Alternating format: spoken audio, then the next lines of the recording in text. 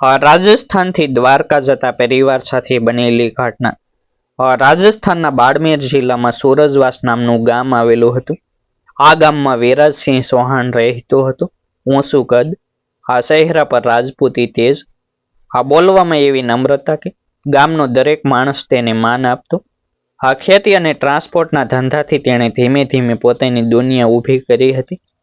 ઘરમાં પત્ની નિશા, 16 વર્ષનો દીકરો કૃષ, 10 વર્ષની દીકરી માન્ય અને વૃદ્ધ પિતા રણજીતસિંહ રહેતા હતા। રણજીતસિંહ ભગવાન દ્વારકાધીશના ભક્ત હતા। વર્ષો પહેલા તેમણે મનમાં સંકલ્પ લીધો હતો કે જો પરિવાર હંમેશા સુખી રહેશે તો આખા પરિવાર સાથે એક દિવસ દ્વારકાધીશના દર્શન કરવા જશે। પરંતુ ગરીબી, જવાબદારીઓ અને સમયના માર વચ્ચે એ સંકલ્પ માત્ર વાતોમાં જ રહી ગયો હતો। હવે ઉંમર વધી રહી હતી। રણજીતસિંહના પગમાં તાકાત ઓછી થઈ ગઈ હતી। ઘણીવાર તેઓ રાત્રે આકાશ તરફ જોઈને કહેતા, ક્યારેક તો દ્વારકાધીશ બોલાવશે ને। આ વાત સાંભળીને વિરાજસિંહ અંદરથી તૂટી પડતો, કારણ કે તે જાણતો હતો કે પિતાની આ ઈચ્છા હવે વધુ દિવસ અધૂરી રાખવી યોગ્ય નથી। એક સાંજે આખો પરિવાર ઘરના આંગણામાં બેઠો હતો। ગરમ પવન ફૂંકાઈ રહ્યો હતો। દૂર મંદિરમાંથી આરતીનો અવાજ આવી રહ્યો હતો। એ સમયે વિરાજસિંહે અચાનક કહ્યું, બાપુસા, હવે વધુ રાહ નથી જોવી। આવતા અઠવાડિયે આપણે બધા કાર લઈને દ્વારકા જઈશું। આ શબ્દો સાંભળતા જ રણજીતસિંહની આંખોમાં પાણી આવી ગયું। નિશા એક પળ માટે ચોંકી ગઈ, કારણ કે એટલો લાંબો પ્રવાસ, ખર્ચો અને પરિવારની જવાબદારી સહેલી નહોતી। પરંતુ વિરાજસિંહના ચહેરા પર એવો વિશ્વાસ હતો કે કોઈએ વિરોધ ન કર્યો। બાળકો તો આનંદમાં ઝૂમી ઉઠ્યા। કૃષ તરત મોબાઈલમાં દ્વારકાના વિડીયો જોવા લાગ્યો। માન્ય ખુશીમાં ઘરમાં દોડતી હતી। રાત્રે આખું ઘર વર્ષો પછી સાસા આનંદથી ભરાઈ ગયું। આગળના દિવસોમાં યાત્રાની તૈયારીઓ શરૂ થઈ ગઈ। નિશા ઘરમાંથી જરૂરી વસ્તુઓ ભેગી કરતી હતી। રસ્તા માટે થેપલા, નાસ્તો અને મીઠાઈ તૈયાર થવા લાગી।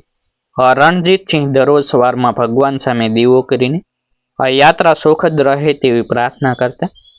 વિરાજસિંહે કાર સંપૂર્ણ સર્વિસ માટે ગેરેજમાં મૂકી। તેણે મિકેનિકને ખાસ કહ્યું કે રસ્તામાં કોઈ તકલીફ ન પડે। મિકેનિકે કાર ચેક કરીને કહ્યું, ગાડી એકદમ બરાબર છે, આરામથી દ્વારકા પહોંચી જશો। આ વાત સાંભળીને વિરાજસિંહને થોડી શાંતિ મળી। યાત્રાના દિવસે સવારે હજુ સૂરજ પણ ઉગ્યો નહોતો, ત્યારે આખું ઘર જાગી ગયું। નિશાએ વહેલી સવારે ચા બનાવી। બાળકો નવા કપડાં પહેરીને તૈયાર થઈ ગયા। રણજીતસિંહ સફેદ કુર્તો પહેરીને હાથમાં માળા લઈને બેઠા હતા। બહાર ગામના લોકો પણ તેમને વિદાય આપવા આવી ગયા। કોઈ કહે, દ્વારકાધીશના દર્શન કરીને આવજો। કોઈ બાળકોને સાચવવાની સલાહ આપતું। વિરાજસિંહે ઘરનો દરવાજો બંધ કર્યો ત્યારે એક ક્ષણ માટે તેની નજર પોતાના આંગણા પર અટકી ગઈ। અંદરથી કંઈક અજાણ્યો અહેસાસ થઈ રહ્યો હતો। પરંતુ તેમણે મનને સમજાવ્યું અને પરિવારને કારમાં બેસાડ્યું। ભગવાનનું નામ લઈને સફર શરૂ થઈ ગઈ। શરૂઆતના કલાકો ખૂબ આનંદમાં પસાર થયા। રાજસ્થાનના લાંબા રસ્તાઓ, રેતીના ટીલાઓ અને સવારના ઠંડા પવન વચ્ચે કાર આગળ વધી રહી હતી। કારમાં જૂના ભજન વાગતા હતા। રણજીતસિંહ ક્યારેક આંખો બંધ કરીને ભજન સાથે ગૂંજતા હતા। કૃષ રસ્તામાં દેખાતા મોટા ટ્રકો જોઈને ઉત્સાહિત થતો હતો। માન્ય વારંવાર પૂછતી, પપ્પા, હજુ કેટલું દૂર છે? વિરાજસિંહ હસીને કહેતું, હવે બસ થોડું જ। પરિવાર વચ્ચેની આ ખુશી જોઈને નિશાને લાગતું હતું કે આ પ્રવાસ જીવનભર યાદ રહેશે। બપોર સુધીમાં તેઓ ગુજરાતની સીમા નજીક આવી પહોંચ્યા। રસ્તા પર વાહનોની સંખ્યા વધી રહી હતી। ઘણા યાત્રાળુઓ પણ દ્વારકા તરફ જતા દેખાતા હતા। વિરાજસિંહે એક પેટ્રોલ પંપ પર કાર ઊભી રાખી અને ચા પીવા માટે પરિવારને નીચે ઉતર્યું। ત્યાં કેટલાક ડ્રાઈવરો વચ્ચે ચર્ચા ચાલી રહી હતી કે આગળના વિસ્તારમાં કેટલાક પેટ્રોલ પંપ પર ડીઝલની અછત ચાલી રહી છે। એક ટ્રક ડ્રાઈવરે કહ્યું, ભાઈ, આગળ જઈને જો ડીઝલ મળે તો ટાંકી ફૂલ કરાવી લેજો, હાલની પરિસ્થિતિ થોડી ખરાબ છે।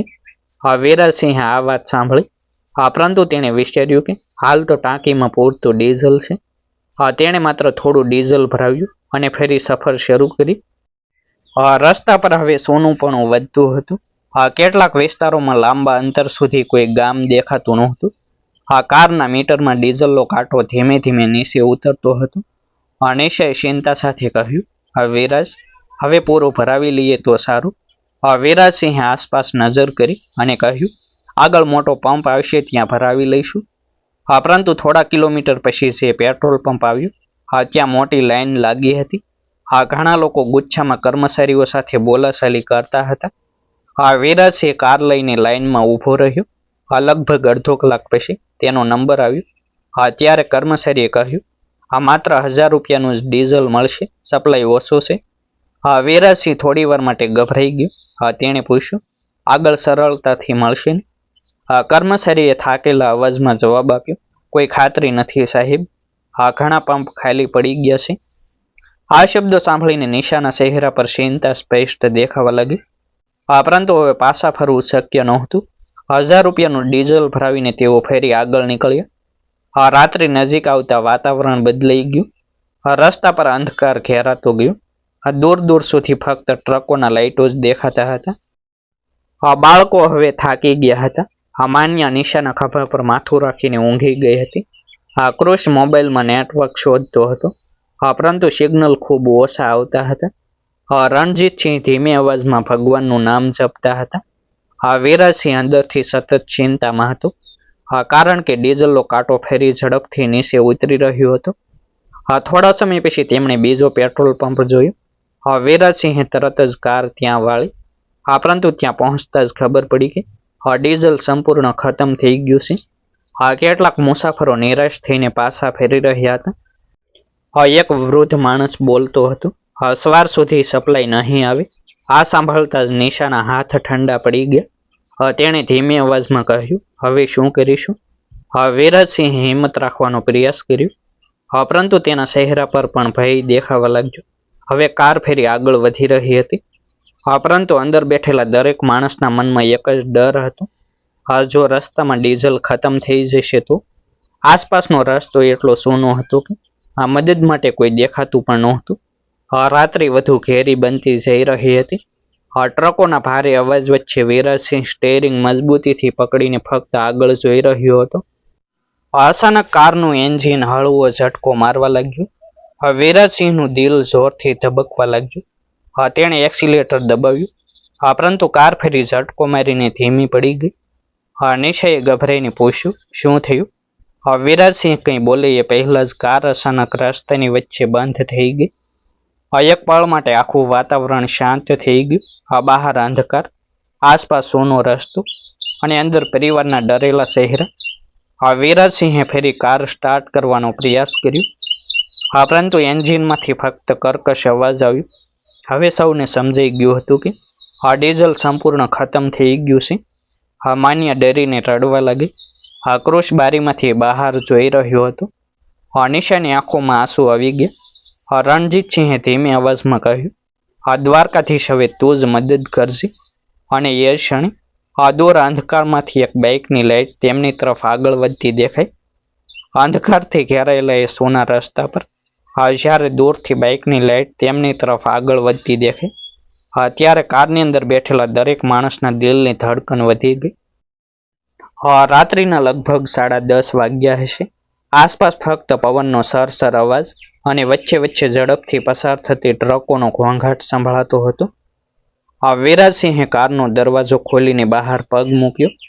અંદરથી ભલે તે પરિવારને હિંમત બતાવતો હતો, પરંતુ હકીકતમાં તેની અંદર ભયનો દરિયો ઉછળી રહ્યો હતો. અજાણ્યો રસ્તો, પરિવારની જવાબદારી અને ખતમ થયેલું ડીઝલ, આ ત્રણેય વાતો તેને અંદરથી તોડી રહી હતી. બાઇક નજીક આવીને ધીમે પડી. બાઇક પર લગભગ 30 વર્ષનો એક યુવાન હતો, ગોરો ચહેરો, આંખોમાં આત્મવિશ્વાસ અને બોલવામાં સૌમ્યતા. તેણે બાઇક ઊભી રાખીને પૂછ્યું, હા ભાઈ, કોઈ તકલીફ છે શું? વિરાજસિંહે એક ઊંડો શ્વાસ લીધો અને કહ્યું, ડીઝલ પૂરું થઈ ગયું છે. આ બાળકો અને વૃદ્ધ પિતા સાથે દ્વારકા જઈ રહ્યા હતા, પણ રસ્તામાં ફસાઈ ગયા. યુવાને કારની અંદર નજર કરી. અંદર ડરી ગયેલા બાળકો, ચિંતિત નિશા અને ભગવાનનું નામ લેતા રણજીતસિંહને જોઈને તેનો ચહેરો ગંભીર બની ગયો. તેણે તરત બાઇક સ્ટેન્ડ પર મૂકી અને કહ્યું, મારું નામ ધ્રુવ જેઠવા છે, તમે ચિંતા ન કરો. હા, કંઈક રસ્તો જરૂર નીકળશે. આ શબ્દો સાંભળીને નિશાની આંખોમાં થોડી આશા ઝળહળી. ધ્રુવે કારની આસપાસ નજર ફેરવી અને કહ્યું કે આજુબાજુ ઘણા પંપ પર છેલ્લા 2 દિવસથી ડીઝલની ભારે અછત ચાલી રહી છે. ઘણા મુસાફરો મુશ્કેલીમાં ફસાયા છે. તેણે મોબાઈલ કાઢીને કેટલાક લોકોને ફોન કરવાનો પ્રયાસ કર્યો. પરંતુ નેટવર્ક બરાબર આવતું નહોતું. તે થોડું દૂર જઈને ઊંચી જગ્યાએ ઊભો રહ્યો જેથી સિગ્નલ મળી શકે. આ દરમિયાન કારની અંદર માન્યા ધીમે ધીમે રડતી હતી. નિશા તેને શાંત કરવાના પ્રયત્ન કરતી હતી. પરંતુ બાળકના મનમાં ભય ભરાઈ ગયો હતો. ક્રુશ બહાર નજર રાખતો હતો.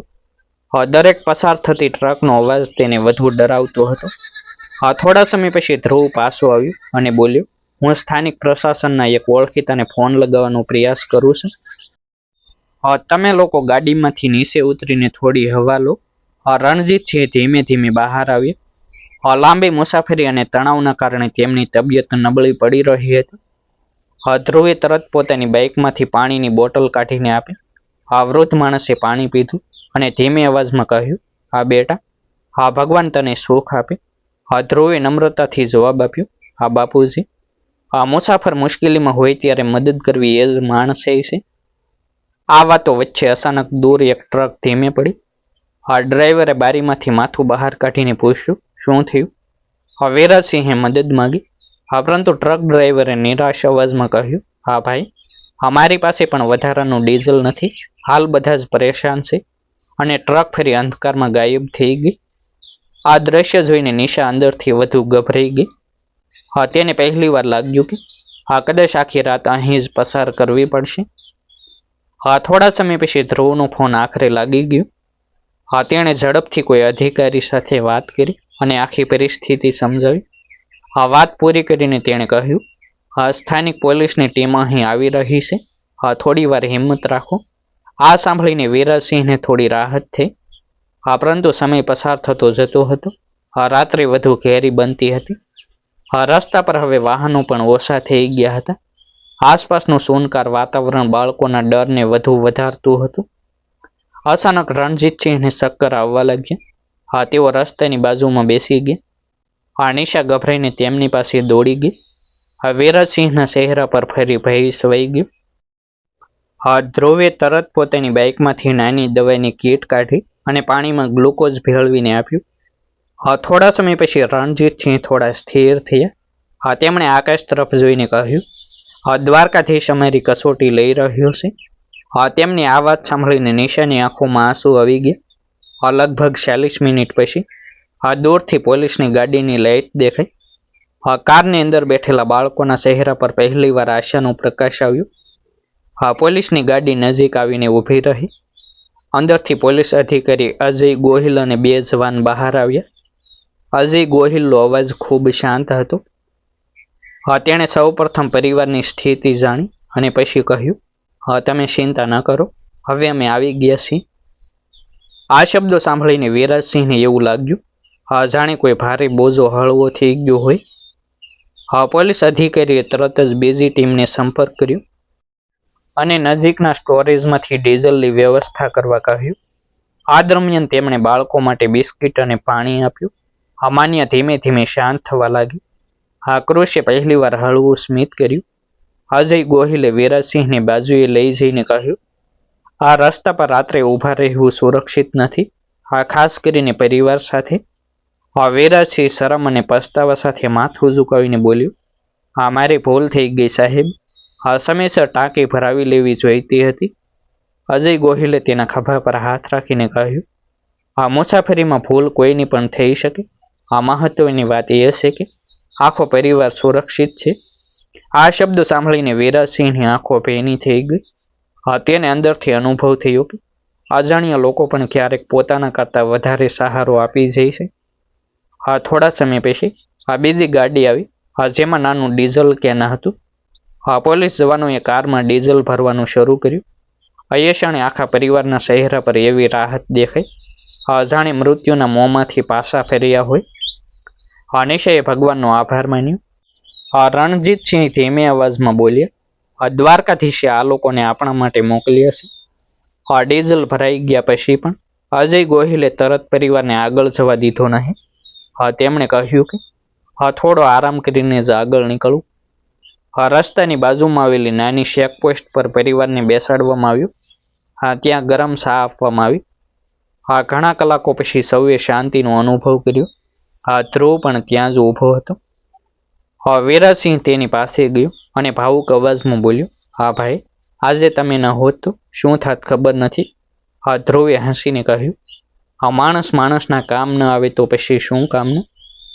રાત્રિના લગભગ 1 વાગ્યા પછી આખરે પરિવાર ફરી દ્વારકા તરફ નીકળવા તૈયાર થયો. પરંતુ હવે કારની અંદર પહેલાની જેમ હાસ્ય નહોતું. દરેક માણસ થોડો શાંત હતો. બહાર અંધકાર હજુ પણ હતો. પરંતુ અંદર હવે ડર કરતાં વધારે કૃતજ્ઞતા હતી. વીરસિંહ સ્ટેરિંગ પકડીને ધીમે ધીમે કાર આગળ વધારતો હતો. પાછળ બેઠેલા રણજીતસિંહ આંખો બંધ કરીને ભગવાનનું નામ લઈ રહ્યા હતા. નિશા બાળકોને જોઈ રહી હતી અને મનમાં વિચારી રહી હતી કે થોડા કલાક પહેલા બધું કેટલું ભયાનક લાગતું હતું. એ સમયે દૂર પૂર્વ દિશામાં સવારનો પ્રકાશ દેખાવા લાગ્યો. સવારનો પ્રકાશ ધીમે ધીમે સમગ્ર રસ્તા પર ફેલાઈ રહ્યો હતો. આખી રાતના ડર અને તણાવ પછી જ્યારે દ્વારકાના દરિયાની ખારી હવા કારની બારીમાંથી અંદર આવવા લાગી, ત્યારે પરિવારના દરેક સભ્યના ચહેરા પર અજાણી શાંતિ દેખાવા લાગી. દૂરથી દ્વારકાધીશના મંદિરનો ધ્વજ પવનમાં લહેરાતો દેખાયો અને રણજીતસિંહની આંખોમાંથી આંસુ વહેવા લાગ્યા. તેમણે કમતા અવાજમાં કહ્યું, વીરાજ, આખરે દ્વારકાધીશે બોલાવી લીધા. આ શબ્દો સાંભળીને કારની અંદર બેઠેલા દરેક માણસનું હૃદય ભાવુક બની ગયું. થોડી વાર પછી પરિવાર મંદિર પાસે પહોંચ્યો. સવારની આરતીનો સમય હતો. આખું વાતાવરણ શંખનાદ અને ભક્તિના સ્વરોથી ગુંજી રહ્યું હતું. નિશાએ માન્યાનો હાથ મજબૂતીથી પકડી રાખ્યો હતો. જ્યારે કૃષ પોતાના દાદાને સહારો આપતો હતો. રણજીતસિંહ ધીમે ધીમે સીડીઓ ચઢતા હતા. પરંતુ તેમના ચહેરા પર થાક કરતાં વધુ સંતોષ હતો. વર્ષોથી જે દર્શનની ઈચ્છા દિલમાં હતી એ આજે પૂર્ણ થવાની હતી. મંદિરની અંદર પહોંચતા જ રણજીતસિંહ ભગવાન દ્વારકાધીશ સામે હાથ જોડીને ઊભા રહી ગયા. તેમની આંખોમાંથી સતત આંસુ વહેતા હતા. તેઓ કંઈ બોલી શકતા નહોતા. વીરાજસિંહ પણ અંદરથી તૂટી ગયો. ગઈ રાત્રે પરિવાર સાથે જે કંઈ બન્યું હતું તે બધું તેની આંખો સામે ફરી રહ્યું હતું. તેણે મનમાં ભગવાનનો આભાર માન્યો કે મુશ્કેલીમાં યોગ્ય લોકો મળ્યા અને આખો પરિવાર સુરક્ષિત રહ્યો. દર્શન કર્યા પછી પરિવાર મંદિરની બહાર બેઠો હતો. એ સમયે વીરાસિંહે પોતાનો મોબાઈલ કાઢ્યો અને એક નાનો વિડીયો બનાવ્યો. આ વિડીયોમાં તેણે ગુજરાતના સ્થાનિક યુવક ધ્રુવ જેઠવા અને પોલીસ અધિકારી અજય ગોહિલની પ્રશંસા કરી. તેણે કહ્યું, અમે રાજસ્થાનથી આવ્યા હતા. રસ્તામાં મુશ્કેલીમાં ફસાઈ ગયા, પરંતુ ગુજરાતના લોકોએ પરિવાર સમજીને મદદ કરી. આજે સમજાયું કે માનવતા હજુ જીવંત છે. થોડા કલાકોમાં જ એ વિડીયો સોશિયલ મીડિયા પર ઝડપથી વાયરલ થવા લાગ્યો. લોકો કમેન્ટમાં લખવા લાગ્યા કે આજ સાચી માણસાઈ છે. કોઈ ધ્રુવને દેવદૂત કહેતો હતો તો કોઈ પ્રશાસનની પ્રશંસા કરતું હતું. વીરાસિંહનો પરિવાર જ્યારે પરત ઘરે જવા નીકળ્યો ત્યારે તેમના દિલમાં હવે માત્ર એક જ લાગણી હતી. દ્વારકાની આ યાત્રા તેઓ જીવનભર ક્યારેય ભૂલી નહીં શકે. ડિસ્ક્લેમર: આ સ્ટોરી સત્ય ઘટના, સોશિયલ મીડિયા, ન્યૂઝ અને ઇન્ટરનેટ પર ઉપલબ્ધ માહિતીને આધારે રચાયેલ કાલ્પનિક રજૂઆત છે. આ સ્ટોરીમાં દર્શાવેલા કેટલાક પાત્રો, સ્થળો અને ઘટનાઓને મનોરંજન માટે બદલવામાં આવ્યા છે. આભાર. ફરી મળીશું એક નવી સ્ટોરી સાથે. જય હિન્દ, જય ભારત. વિડીયોને લાઈક અને હાઈપ કરવાનું ભૂલશો નહીં.